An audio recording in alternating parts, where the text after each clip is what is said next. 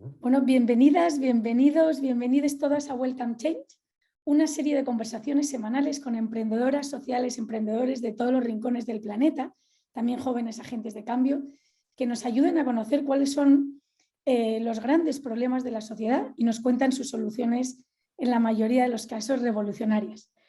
Y nuestro sueño es que después de la conversación de hoy no solo conozcáis mejor a Francisco y su proyecto Mochacelis, que promueve un nuevo tipo de sociedad inclusiva con el colectivo Travesti Trans, sino que os lleváis en vuestra mente unas nuevas preguntas que no hubierais pensado antes y unas nuevas lentes para ver el mundo con una gama de colores más completa.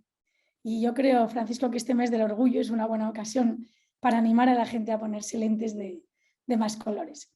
Me presento, mi nombre es Ana Sáenz de Miera, soy madre de 4 hijas, española, vivo en Madrid y trabajo en Ashoka desde hace 10 años. Y la entrevista de hoy me hace especial ilusión, mucha ilusión, ya que formo parte del colectivo LGTBQ+, y luchar por sus derechos fundamentales está muy cerca de mi corazón y de mi pasión. Y antes de comenzar, unos apuntes logísticos.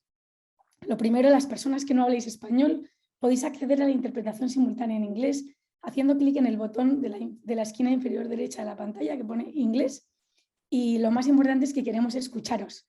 Nos encantaría que las preguntas que os surgieran las compartáis por favor en la sección de preguntas y respuestas, también en la parte inferior de la pantalla de Zoom, y así la segunda parte o el tercer tercio de la conversación lo enfocamos en intentar responderlas.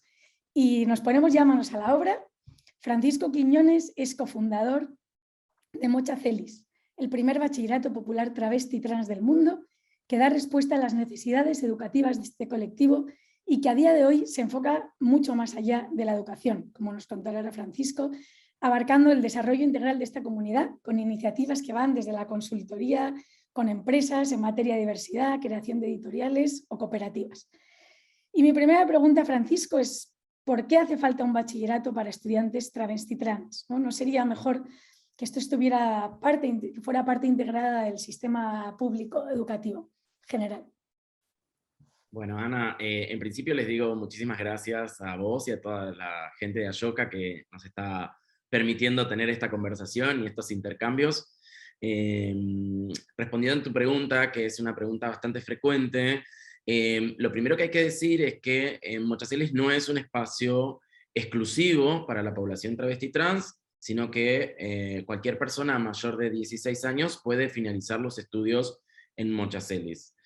Lo siguiente que hay que decir es que en Argentina existe la educación de gestión privada y la educación de gestión pública, pero también existe la educación de gestión pública, pero de gestión social, ¿sí? Es una escuela, o sea que Mochacelis es una escuela pública, laica, gratuita, a la que venimos a agregarle la perspectiva de género y de diversidad, ¿no? Y diversidad en el sentido más amplio de la palabra, diversidad cultural, diversidad de género. Por siguiente, digamos, también hay que decir que es una escuela para adultos y adolescentes, por lo tanto, nosotros estamos trabajando con población que quedó expulsada del sistema educativo, tanto público como privado, por no tener esta perspectiva de género y diversidad dentro de las aulas, y donde las personas no se sintieron de alguna manera nombradas o acompañadas en sus procesos, y que también trabajamos en función de que esto no siga ocurriendo. Por lo tanto, en el otro extremo de nuestro trabajo está el trabajo con las infancias trans y la diversidad en la primera infancia, ¿no? Claro. Así que, digo, responder a esta pregunta implica ya empezar a desplegar el porqué de la existencia de Mochacelis, que la comenzamos hace ya 10 años, y que tenía que ver con justamente reparar de alguna manera la cantidad de población travesti trans, LGTB y no binaria, específicamente, que ha quedado expulsada del sistema educativo tradicional. Muchas gracias, Francisco. Y entonces esta situación es como que no es el ideal, vuestro ideal es que no tenga que existir ¿no? una escuela exclusiva, pero es Sí, necesaria en esta situación. vuelvo a decirte que no es exclusiva, sino que cualquier persona puede venir a estudiar, y en este sentido también plantear que era una idea inicialmente cuando fundamos la escuela, pensar en que ojalá Mochacelis no tuviese que existir. Claro. Pero hoy pensamos en que queremos este modelo educativo de Mochacelis en todas las escuelas. Necesitamos tener en todos los espacios educativos perspectiva de género y de diversidad, que permita que cualquier persona que atraviesa su recorrido escolar pueda sentirse cómoda y no perseguida, rechazada, violentada por uno de las opciones dentro del abanico de la diversidad, ¿no? Digamos, Ya. así como están las personas cis heterosexuales, también están las personas trans, las personas lesbianas, gay, travestis, etcétera, que, que dentro del abanico, digamos, muchas veces no están representadas en las propuestas educativas. No se las nombra, no se habla ni se problematiza sus recorridos, ¿no? ¿Y esta situación, Francisco, es particular en Argentina o es común en el resto del mundo? Digamos, la problemática es común en el resto del mundo. En Argentina particularmente tenemos un trabajo que se viene articulando desde las políticas públicas, así como es matrimonio igualitario o la ley de identidad de género, la ley de cupo laboral, que nos permite, digamos, entrelazar digamos, a las asociaciones civiles, el activismo LGTB, con las políticas públicas y de Estado, y de esa manera construir unas sociedades más igualitarias y pensar en esta clave de un paradigma de la diversidad, ¿no? Entonces nos permite avanzar en ese sentido, donde haya una realidad posible para que todas las personas puedan ejercer sus derechos más allá de su orientación sexual o su identidad de género, que todas las personas tenemos, por supuesto, ¿no? Digo, no es exclusivo de la comunidad LGTB la identidad de género. Todas las personas tenemos una identidad de género, a veces acorde con la asignada al nacer, a veces no acorde con la asignada al nacer.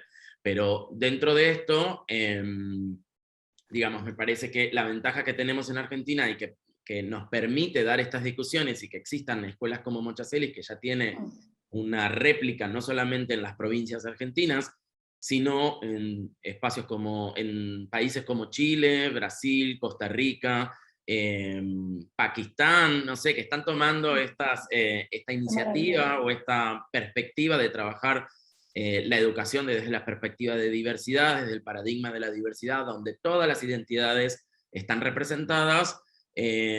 Por suerte estamos teniendo estas réplicas, pero con sus matices, porque hay que decir que acá tenemos esta ventaja de la educación pública, que por ahí en otros países todavía está en discusión, ¿no? Claro, qué interesante, Francisco. Y una cosa, ¿nos ayudas a los que te estamos escuchando hoy aquí a visualizar un día en el bachillerato Mochacelis? Imagínate que entramos por la puerta un martes por la mañana, ¿qué veríamos? ¿Qué se respira? ¿Qué se ve? Bueno, el bachillerato también tiene su horario y se pensó en función de la realidad del colectivo travesti trans. Hay que decir que la mayoría, hasta el año 2012, vivía de la situación de prostitución o algunas consideradas trabajadoras sexuales, en el caso con la población travesti trans específicamente.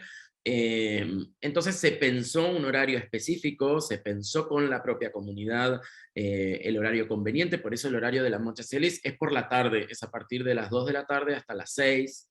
Y cuando ingresamos nos vamos a encontrar con aulas llenas de diversidad en todo sentido. Hay diversidad en términos de edades, hay diversidad en términos de género, de orientación sexual, hay diversidad de propuestas y de activismo, se discute mucho en Mochacelis, se discuten distintas posturas, nos encontramos con quizás nuevos y nuevas líderes, nuevos y nuevas agentes de cambio que puedan generar no solamente un cambio dentro de la propia comunidad, sino en todo sentido, ¿no? La primer comunidad, porque el título que reciben es perito auxiliar en desarrollo de las comunidades, desarrollar la primera comunidad justamente es el aula, donde tienen delegados y delegadas, tienen materias comunes a todas las escuelas, como matemática, lengua, inglés, por supuesto,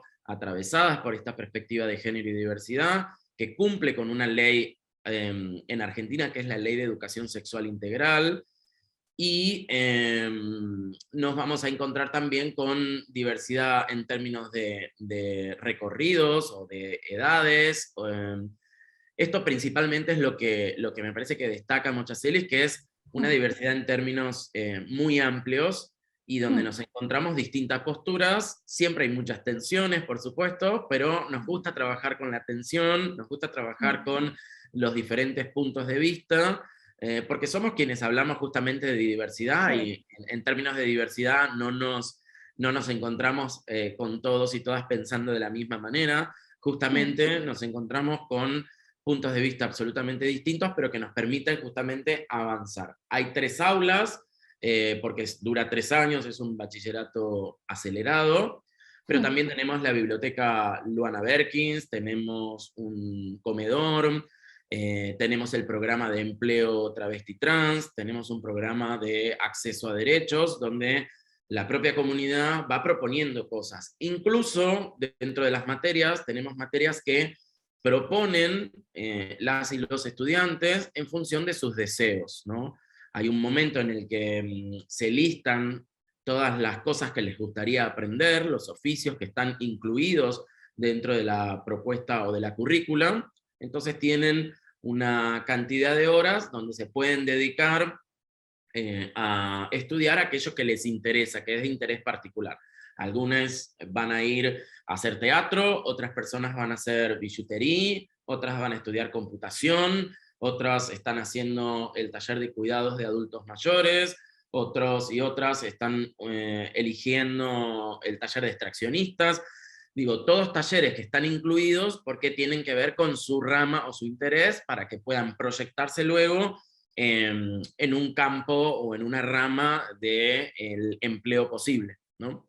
¿Cuántas alumnas, cuántos alumnos han pasado por Mochacelis en estos años? Bueno, tenemos una cantidad muy grande, hemos crecido muchísimo, pasamos de tener alrededor de 30 estudiantes por curso a tener ahora casi 100 estudiantes por curso post pandemia, y esto tiene que ver con un trabajo que se hizo con las organizaciones LGTB por la ley de cupo laboral travesti trans, que fue aprobada en el medio de la pandemia, donde se exige que al menos el 1% de las empresas estatales o las dependencias estatales incorporen al menos el 1% de personas travesti trans en los puestos laborales. Entonces eso hizo que haya un incentivo mayor de la población en querer finalizar los estudios o porque tiene una posibilidad laboral, ¿no? Esto también incentivó a las empresas a querer cumplir con esta perspectiva y trabajar con esta perspectiva también de diversidad, ¿no? Qué interesante, claro. Yo creo que cuando exportes el modelo Mochacelis es muy importante contar todo el marco legislativo que se ve que es clave, ¿no?, para el desarrollo de una Sí, iniciativa. que se construye, porque cuando nosotros Claro. empezamos con Mochacelis, no existía ni siquiera la ley de identidad de género. Recientemente se estaban eliminando una cosa muy particular que sucedía en las provincias, que eran los edictos policiales, es decir, unas contravenciones por las cuales detenían a las personas travesti trans solo por vestir las ropas del sexo opuesto. Así estaba tipificado como un delito, ¿no? Y se llevaban a las personas trans 15 días, 20 días, 30 o hasta 90 días o 120 presas por vestir las ropas del sexo opuesto, o la otra nomenclatura era escándalo en la vía pública, que quedaba, por supuesto, a discreción de la policía. Entonces, por ejemplo, llevar el pelo teñido, o llevar un aro, o tener los labios pintados, podía significar ir varios días presos o presas. Por lo tanto, la trayectoria vital de cualquier persona trans se veía interrumpida, y entonces pensemos que, como lo cuenta nuestra compañera Luana Berkins, quien fundó también con nosotros este espacio, ella sumaba más de 5 años de su vida entrando y saliendo de la cárcel.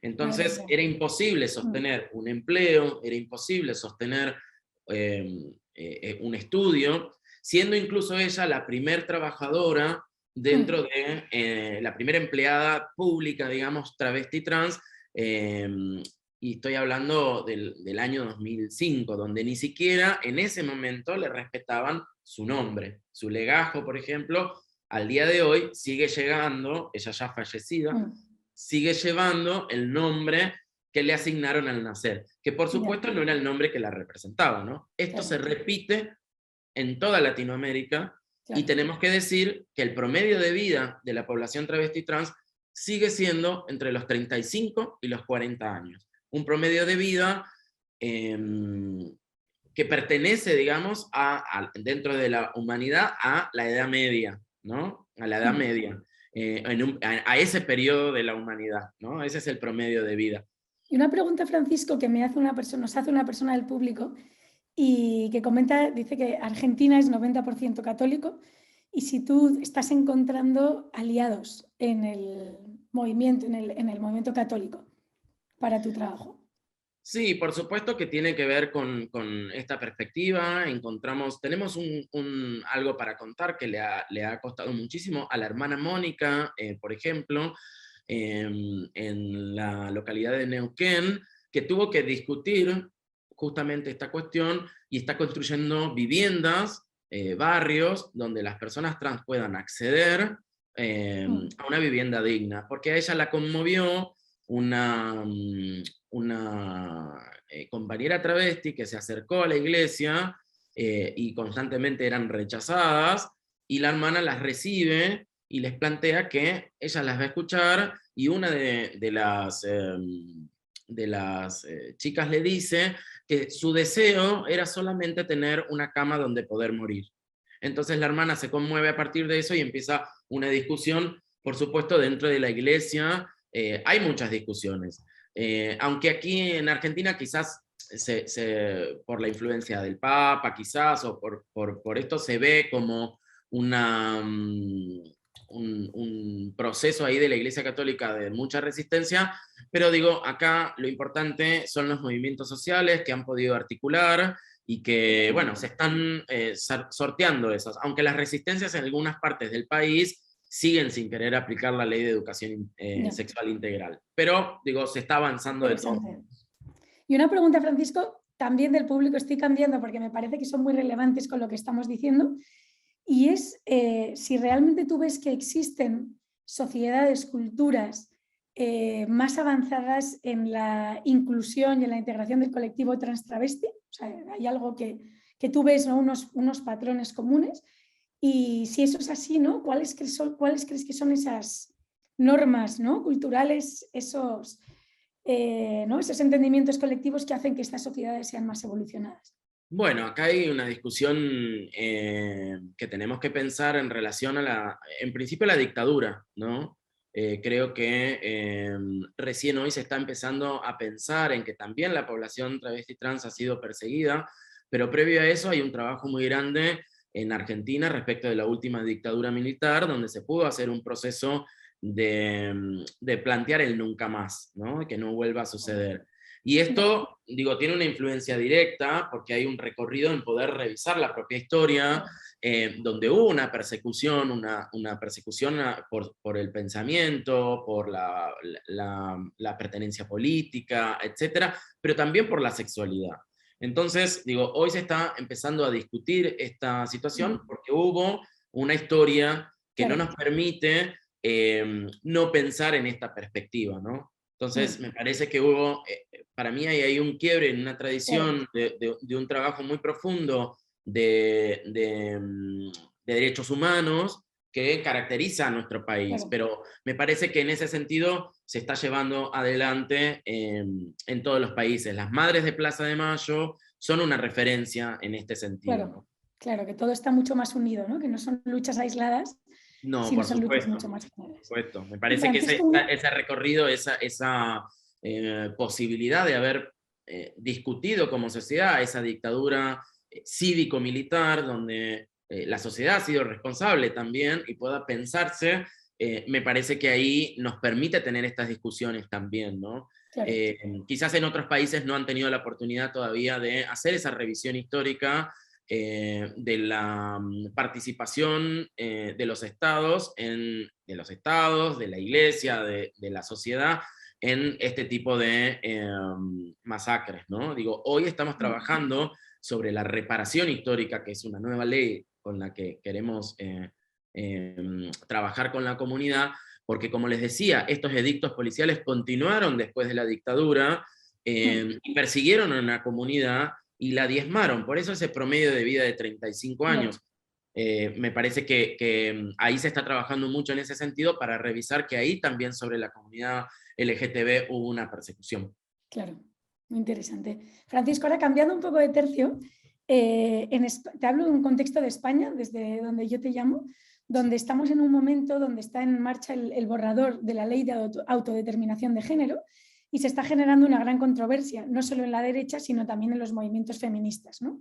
Son muchos los debates abiertos y no nos daría ahora no nos da tiempo a entrar en detalle, pero sí que me encantaría escuchar desde tu punto de vista para todas las personas, ¿no?, que puedan tener dudas de si de verdad tiene sentido permitir a una joven de 16 años decidir su sexo solo por la voluntad, sin ni siquiera consentimiento de sus padres. Y algo que escuché recientemente, que era si estamos en una sociedad patriarcal, no tiene el riesgo que una joven realmente quiera cambiar su sexo solo porque quiere tener los privilegios y los derechos de los hombres y por tanto sea contraproducente, ¿no? Entonces, sin entrar en la profundidad que el debate requiere, que sé que es mucha, solo me gustaría que pudieras explicar desde tu punto de vista por qué sí tiene sentido una ley que permita a una joven de 16 años cambiar de sexo sin consentimiento. Me parece que primero hay que pensar, por un lado, en los principios del Yogyakarta, ¿no?, que es como se trabajó aquí la ley de identidad de género, despatologizando principalmente, y por otro lado pensando en el concepto del adultocentrismo, ¿no? Digo, las personas, me parece que tiene como una vuelta demasiado rebuscada. Hay que pensar en que todas las personas, primero, tenemos identidad de género, todas las personas. Segundo, me parece importante pensar en que hay algo que es difícil de entender, pero hay que separar la identidad de género, la orientación sexual y la genitalidad, ¿sí? Eso hay que poder entenderlo por separado y no como está entendido en el día de hoy, que sigue siendo, a partir de la genitalidad, el destino de cada persona.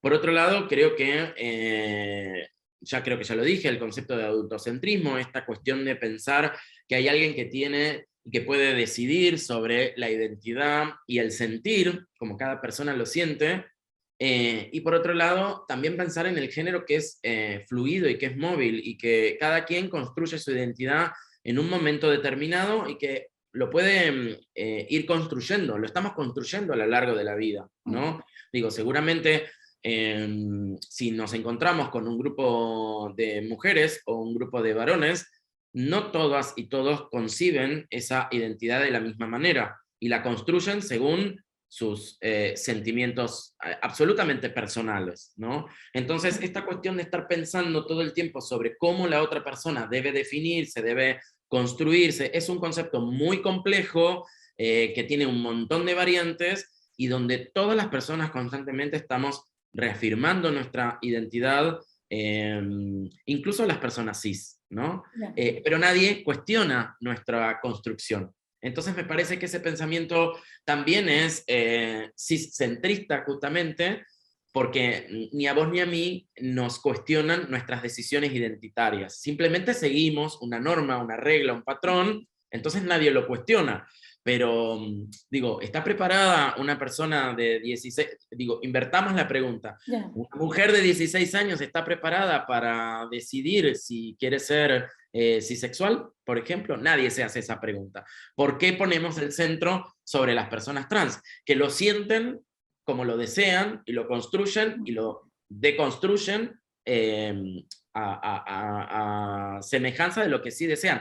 Nadie cuestiona entonces ser madre. Nadie cuestiona si para ser mujer tengo que vestirme de determinada manera, o pintarme los labios, o usar determinada ropa. No, esa decisión la tiene sí el mercado, y la tiene una sociedad que nos dice cómo debemos ser y qué debemos sentir y qué debemos hacer. Y entonces pensamos que lo trans es incorrecto y lo cis es correcto, pero nadie lo cuestiona, ¿no? Digo, es un debate muy largo, que me parece que merece escuchar muchas Totalmente. voces. Y sobre todo Francisco, las voces de las personas trans, ¿no? Totalmente. Te tengo que decir que he hecho varias entrevistas de estas y nunca he tenido tantas preguntas y participación, lo cual quiere decir que este tema es importante, que interesa y que está inspirando, ¿no? Y quería hacerte por lo menos dos antes de terminar. Una de ellas, que yo creo que agrupa varios comentarios, es sobre las empresas, ¿no? Si estáis desarrollando una metodología para la inclusión laboral en las empresas, muy brevemente, y luego si hay mejores prácticas o ciertos tipos de empresas que están haciéndolo muy bien y nos puedes dar un ejemplo, también yo creo que un poco para inspirar, ¿no? En otros países y en otros sitios. Sí, por supuesto. A ver, tenemos un montón de formas de trabajar y articular, porque pensamos desde Mochacelis que justamente comenzó como una escuela, pero hoy es una asociación civil que aborda de manera integral estos procesos educativos, de empleo, de salud, digo, en todos los sentidos, acompañando las trayectorias vitales de las personas trans sobre todo. En la relación con las empresas, por un lado tenemos, bueno, Marianne Letieri, que es la coordinadora de empleo trans. Por un lado tiene este programa de empleo trans donde concentramos los perfiles de las distintas personas travesti trans y vamos conectando con distintas empresas en sus búsquedas. Por otro lado, tenemos un servicio que tiene que ver con formación para las empresas que van a incorporar a personas travesti trans, desde un legajo administrativo hasta la convivencia con el resto de las personas, que a veces no saben cómo vincularse, o les da miedo, o nunca vieron a una persona trans, entonces, bueno, tienen dudas. Entonces hacemos estas capacitaciones para la mejora del clima laboral, incorporando población travesti trans.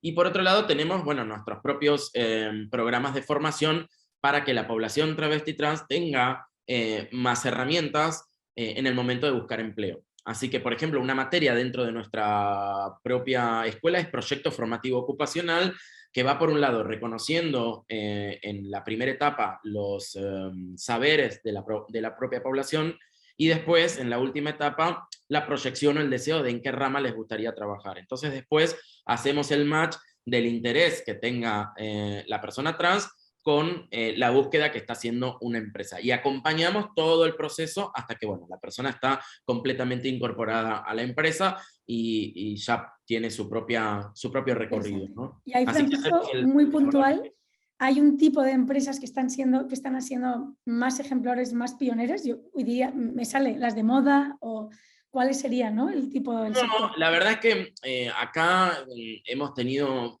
muchísimas buenas experiencias desde en las empresas, desde estudios de abogados hasta, te diría que fábricas textiles, hasta empresas de gastronomía, empresas de tecnología que están incorporando también a muchas personas trans a sus empresas. Hemos podido desarrollar, por ejemplo, con American Express estamos haciendo un programa de alfabetización digital con las posibilidades también de incorporarse. La verdad es que acá hay muchísimas empresas que están incorporando en el sector del turismo. Es infinita la cantidad de posibilidades que estamos teniendo, no hay una en particular, porque justamente trabaja con el deseo y no con esta idea de dónde la población trans sería más útil, que es una de las cuestiones que tiene que ver con los prejuicios, ¿no? Acá un activista decía: siempre nos ven como PCP, prostitutas, costureras o peluqueras. Y esa mirada que se tiene sobre la población está atravesada o está mediatizada, como también me pasó a mí cuando comencé a trabajar con la población travesti trans hace más de 10 años. misma idea, ¿no? Y me parece que hay que romper todos esos prejuicios para entender que la identidad de una persona tampoco define su idoneidad, ¿no? Digo, tiene que ver con que quizás nos encontremos una persona cis que no encaja con un perfil en una empresa y una persona trans que sí lo hace, o al revés, ¿no? Digo, me parece nuestros que sesgos siempre hay. sí. Una, diría, última pregunta, pero que viene desde India y me parece muy, muy relevante, ¿no? Dice, ¿cómo se enfrentan los retos legales que supone trabajar con jóvenes cuando los padres no lo aceptan? En la India, la Comisión de Derechos del Niño sanciona a cualquiera que intenta ayudar a los jóvenes trans que sufren abusos en casa, pero no cuestiona a los padres ni a las instituciones educativas. ¿Cómo manejáis eso en Argentina? Bueno, buenísima pregunta. Vuelvo a decir que acá tenemos estas ventajas legislativas y pensando en los derechos de niños, niñas y adolescentes y haciéndolos cumplir. Esta convención de niños, niñas y adolescentes que tenemos nos permite pensar en esta autodeterminación y corrernos de este adultocentrismo y pensar en el derecho principal, a ser escuchados y escuchadas y a la identidad, que son dos de los derechos muy importantes y que son personalísimos. Entonces, nos permite trabajar con esa perspectiva y tenemos leyes. Por supuesto que hay tensiones, que hay discusión, pero acá, digo, cada niño y cada niña, con esta ley 26.743, que es la ley de identidad de género, que recomiendo que la puedan leer y entender los alcances que tiene esta ley, porque justamente si alguno de los progenitores no está de acuerdo, los niños y niñas tienen derecho a un abogado o abogada de niños, niñas y adolescentes que tiene que hacer cumplir la ley 26.743, que tiene que ver con la identidad. Yo quiero contar también que las personas travesti trans, y hay documentación variadísima, tienen una concepción o entendimiento desde los 5 años, que se sienten con 5, 6 años, 4 años a veces, que no se sienten identificados o identificadas con este sexo asignado al nacer, que viene además con un montón de preconceptos de lo que debe ser un hombre o de lo que debe ser una mujer en esta cultura, ¿no? Entonces, digo, a partir de ahí hay que empezar a escuchar, ¿no? Hay que, sobre todo, empezar a escuchar las necesidades, y nosotros y nosotras lo hemos hecho también y hemos cambiado a lo largo de la historia, ¿no? Digo, yo soy una persona de la comunidad LGTB y cuando tenía 5 años quería casarme con una mujer que cruzaba en la puerta de mi casa, ¿no? Digo, después transicioné o pude ir descubriendo mi sexualidad, pero en principio estaba asignada porque, bueno, todo mi entorno alrededor me decía: ¿cuándo vas a tener novia? ¿Cuándo te vas a casar? Bueno, imagínense con las personas trans y con la identidad, ¿no? Todo lo que conlleva. Entonces, digo, todas estas imposiciones sociales constantes que algunos no terminan de entender que son imposiciones, ¿no? Digo, acá escuchamos mucho con mis hijos no te metas, escuchamos mucho discursos de que esto es ideología de género.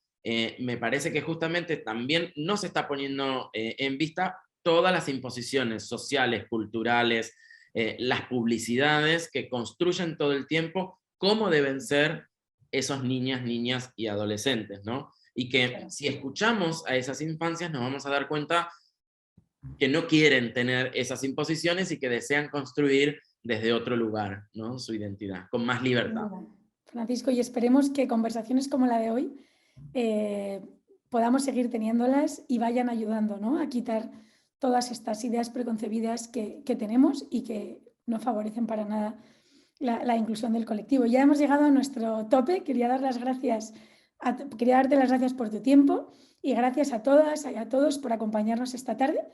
Y algo muy importante es que seguimos buscando emprendedoras sociales y emprendedores sociales como Francisco y como muchos otros, con soluciones innovadoras a problemas sociales, con lo cual, si después de esta inspiradora conversación se os ocurren nombres, por favor, contactad con nosotros, con Ashoka, y nominad, que la red de Ashoka Fellows tiene que seguir creciendo y necesitamos especialmente incluir a aquellas y a aquellos que aborden y abracen la diversidad en todas sus formas. Y nada, os mandaremos muy pronto un mail con la grabación de hoy, por si la queréis compartir. Os animamos a uniros a los próximos Welcome Change, que podéis ver en el chat también el link para uniros. Y buenos días, buenas tardes, buenas noches a todas, todos, todes. Y recordemos que el mundo será mejor si somos capaces de verlo en una gama de colores mucho más amplia.